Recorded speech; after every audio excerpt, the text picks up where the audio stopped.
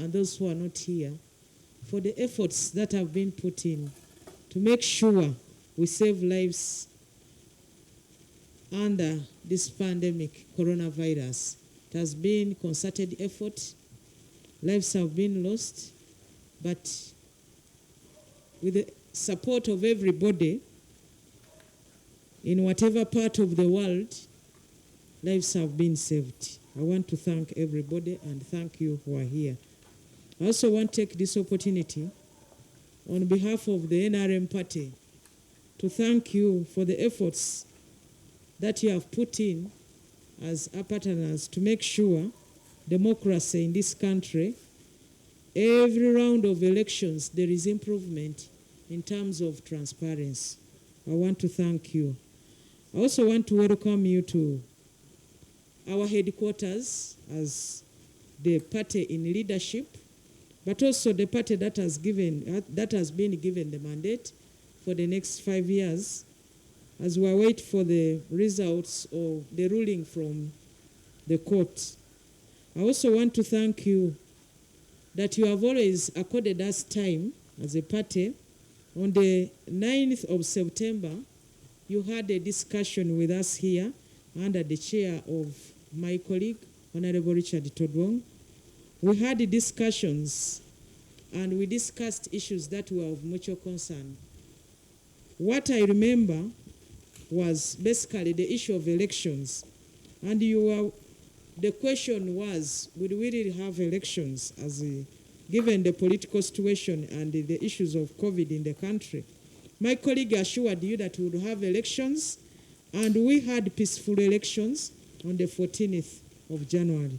I want to thank you for your support.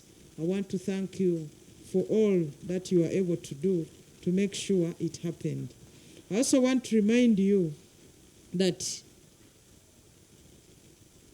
as human beings, we have the responsibility to make sure everybody is safe and everybody is free to do what they want to do, provided they don't hurt others and they don't infringe on the rights of others. I know very well that you know of what has happened in Uganda. We had peaceful elections on the 14th, but we had issues to do with intimidation, the rioting, the protests, the defiance, Plan B, Plan A, from whatever side, whatever political side in this country. But most importantly, we went through the election cycle, though we are still in court, and which is entrenched in the Constitution, that Ugandans will choose the leaders to lead them and take decisions on their behalf after 5 years. In your folders, I've put the resolutions from the European Parliament, which we have been following, been reading, but also put the response from the Minister of Foreign Affairs. Because yes, we are a political party in leadership, but it is the NRM party in leadership, so NRM government. We are one, serving the same, with the same intentions. Allow me once again thank you for all the support you have given us to fight the corona pandemic, but also, most importantly, thank you for according us time. This meeting was a request from you. We are here to listen, and if you accept, we shall have a discussion. But given the issues to do with the challenge before all of us, corona, we are not going to behave in our African culture way of making sure somebody has either a cup of tea or a cup of alcohol. Yes, made from millet, millet or maize. They will have a meal So we shall not do it because the conditions don't allow. So it is not that we would have loved not to do it, but the conditions demand that we don't do it. So allow me take this opportunity to welcome you once again and invite Your Excellency Attilio Pacifici to lead the team. But I would request that after you have given your remarks, for the discussion, we shall request our friends from the media to first keep away so that we have candid discussion. I thank you. Thank you very much for your kind words. And let me express my deepest appreciation on behalf of everyone here. You said that you are grateful for having us given time to you, but actually it's us who are appreciating and expressing our thanks for you having accorded us the opportunity once again to have an exchange of views with you today. So thank you very much for that, Honorable Justine Lumumba. And I want also to congratulate you for the excellent arrangements, for the hospitality and the organization of this event, which is outstanding, I can see. It's very well organized. It means that you pay attribute and give a lot of importance to the engagement with us, which we don't take it for granted. We are really grateful for the arrangements you have made and for you to be here in person. Last time you couldn't. You were very busy with our arrangements, and we had a very, very constructive meeting with your deputy. And I'm sure today we will have an equally engaging and constructive exchange of views. I just wanted to mention a few words. One of the main reasons for us to be here is to understand better the situation, to understand better the kind of way forward vision you have. It is the driving force. The national resistance movement is the driving force of this country, has been so for so many years. And the next 5 years, the 5 years ahead, I know there will have to be rulings, and we will probably have to come again and meet again after the rulings when the elections will be finished for good. Because that is our understanding of the electoral process. The elections are over, are finished when the last institution has expressed its position and its views on the matter. In this case, it is the judiciary. So the objective is definitely to understand, and if we can do anything to help you understand something that has been said or has been done on our side, we will be delighted to do so. Definitely, it is a difficult moment. It's an interesting moment, but it's also very difficult because it is a very polarized moment in Uganda. We notice that. We notice that there are a lot of information, and I'm grateful again for the press to be here because unfortunately, like in many other countries in the world, Europe is certainly not an exception from this point of view. There is misinformation for sure, but it's much worse than that. There is disinformation as well. Just today I noticed that one of the letters I wrote has been completely forged, modified, to reflect contents which I never said and I never meant to say. And this has been the case already in 4 occasions during this campaign. Somebody is creating problems between the government and ourselves, between the political parties and ourselves, something which is very unfortunate. And sometimes we are not vocal as much as we should be on these issues because we don't want to fuel misgivings, we don't want to create problems. There are enough problems, enough people creating those problems. But it is important to profit of this opportunity to clarify those issues. And once the press will be gone, I really value what you said about having a candid exchange of views, a driving force of this country, and those who have been here helping, supporting the way we can, and the way we know, the way we are used to, and the way we have undersigned both our cooperation and our relationship for 45 years. So it is, as I said, not an easy moment. You mentioned the Plan B. It is something which horrifies us. We have sent everywhere messages of peace, of tolerance, of understanding, and then the institutions have a role to play, and those institutions should be supported, safeguarded, because they are the backbone of in each country. So this is another area where I would like to exchange views. There is a reference I just made to the relationship we have been having for 45 years.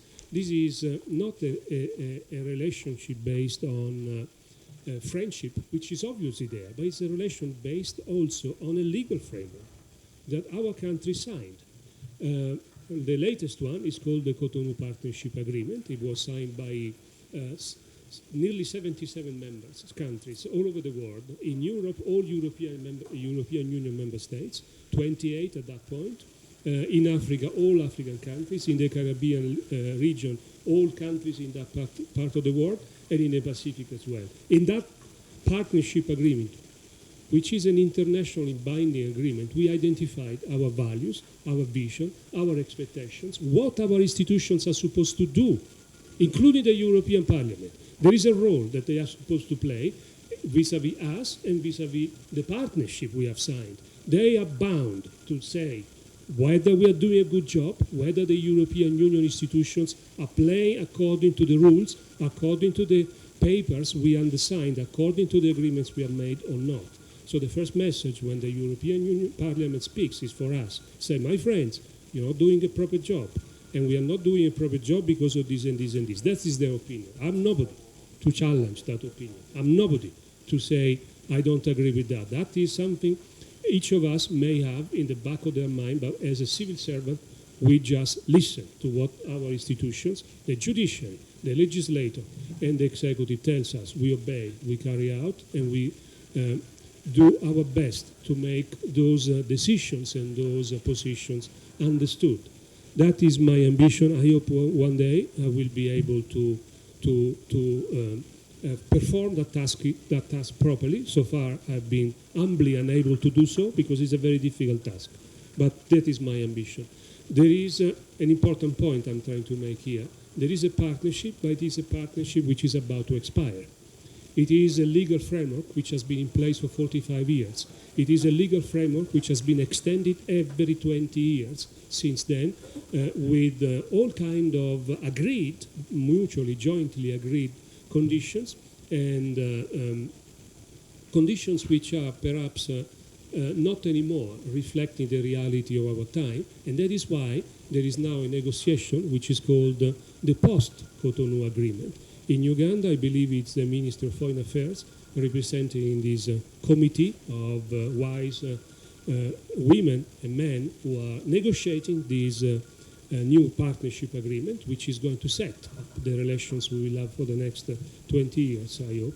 And the language is different from the language we had agreed in the past. It is very important that we know what our colleagues are doing. I try to follow, and again, humbly, I'm not always able to know the details of every single discussion, but I understand they're very, very close. Our colleagues are very, very close to finalize this partnership agreement, this renewed, this extended, this new framework, because the old one, as I said, comes to an end. Actually, it should have come to an end in June last year, but it has been extended and extended just to have more time to approve the new one, which hopefully will be in place by the end of the year. That new partnership agreement will be accompanied by a new instrument underscoring our cooperation in financial terms as well. And that is an instrument which is, contrary to the past, not specific to Africa, not specific to the ACP area, but it's worldwide, it's applicable worldwide. So we will be using the same instrument with Colombia, with Thailand, with Uganda, and with Tunisia. It's the same principles. This money will go to the budget of the European Union, and it is a very important principle. Why? I take a step back, allow me to do so, because the European Parliament is the one approving the budget of the European Union. That is important. Now we will have an arrangement whereby every year there will be a saying by somebody, an institution within the European Union, about the proposals that the European Union Executive, for which I work, will make proposals, that will submit this proposal, and the European Parliament will have a say. Before it was different because we had a special framework valid over 5 years. So once the approval is given, we keep working for 5 years without, of course, being accountable for what we do, but without requiring approval every year. So all these intertwined institutions within the European Union exist, they are in place, and that is why I hope one day I will be able to explain properly how they work, how they interact, but they do supervise what we do, they do check what they do, they have a mandate to do so. We can come back to that during the discussions we'll have in camera, and I will explain what the mandate is. And I do so because, indeed, I found in the folder that you kindly made available to us a copy of the resolution for the European Parliament, along with the reply of the Honourable Foreign Minister. One point, and then I will just stop here, Honourable Lumumba, it is to say we are not able, we have never had any intention to give any lecture to anyone. We don't do that, but we definitely would like to understand better, because it is part of the job. It is part of what we are supposed to do. We are supposed to know what is going on around us, a little bit more in the countries where we are posted than in the countries where we are coming from, because at the end you know what happens when you leave your country and you leave the full year, except 2 weeks, perhaps 3 maximum, in your own country. Actually, you lose sight of what is happening in your own country, and you know more about what is happening in your host country than in your country of origin. So our ambition is definitely to understand what is happening here, much more than what is happening in our own countries. But we are at your service and fully available for any discussion and clarification that may be useful to